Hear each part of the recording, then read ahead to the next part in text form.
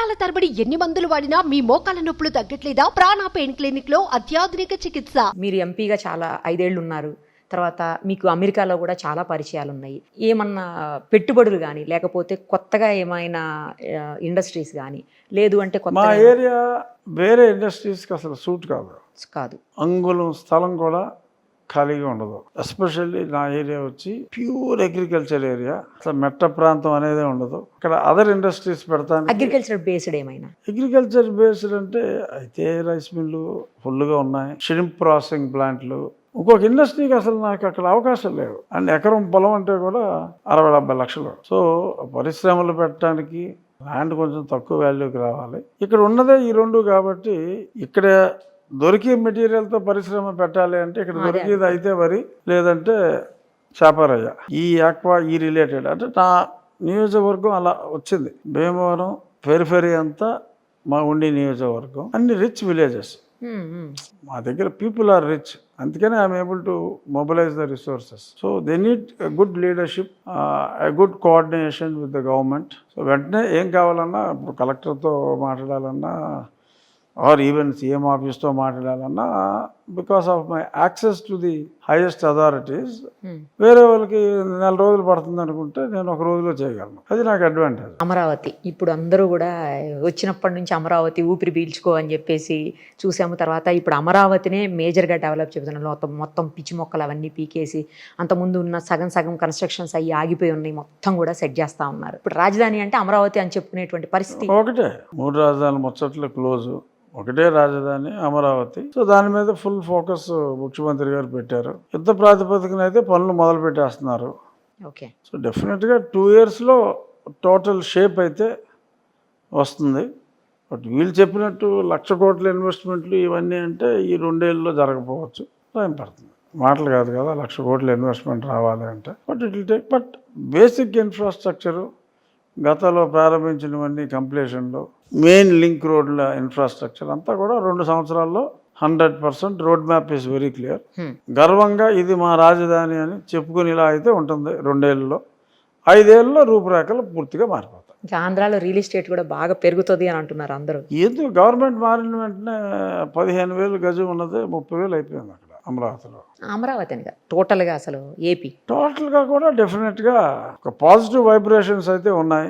ముందు ఈసారి ప్రభుత్వం మారకపోతే రాష్ట్రం వదిలి వెళ్ళిపోవటానికి డిసైడ్ అయిన వాళ్ళు అక్కడ ఉండిపోతారు. First step.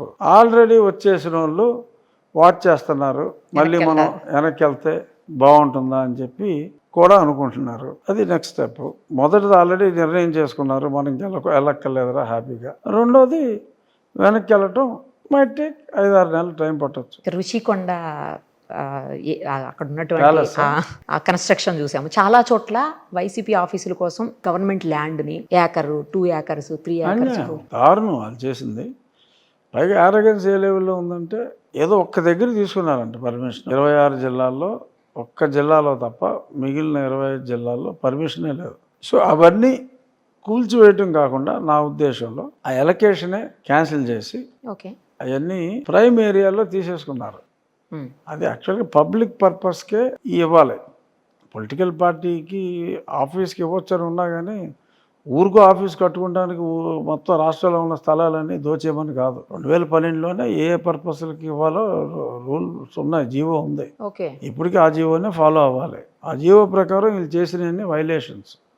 సో ఆ వైలేషన్స్ ఉన్నాయి కాబట్టి అవన్నీ క్యాన్సిల్ చేసి ఆ ఎలకేషన్ని, ఇల్లీగల్ ఎలకేషన్స్ అన్ని క్యాన్సిల్ చేసి చాలా చోట్ల అసలు కలెక్టర్ ఆఫీసులకు కానీ వీటికి సరైన వసతులు కట్ల.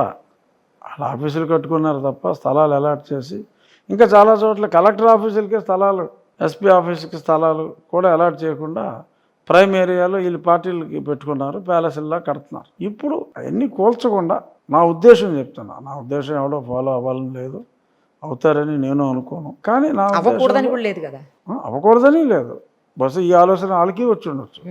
అవి అలాట్మెంట్ క్యాన్సిల్ చేసి ఆ స్ట్రక్చర్ని ప్రభుత్వ కార్యాలయాలుగా వాడుకోగలిగితే, ఆర్ ఈవెన్ సమ్ హాస్పిటల్ లాగా, ప్రైమరీ హెల్త్ సెంటర్ లాగాను ప్రజలకు ఉపయోగపడే విధంగా ఆ ఇన్ఫ్రాస్ట్రక్చర్ని, అది వాళ్ళు కట్టిన కట్టడాలని ఎందుకంటే 2 ఎకరాలు తక్కువ ఎక్కడ తీసుకోలేదు. పెద్ద బిల్డింగ్ కట్టినా కూడా ఇంకా బోలు స్థలాలు ఉన్నాయి కాబట్టి దానికి సంబంధించిన అదర్ ఇన్ఫ్రాస్ట్రక్చర్ అన్నీ కూడా ఎన్ని ప్రైమ్ ఏరియాలో లాగేశారు వీళ్ళు. దాన్ని ప్రాపర్గా యూటిలైజ్ చేసుకోవచ్చు, ప్రభుత్వానికి కలిసి వస్తుంది.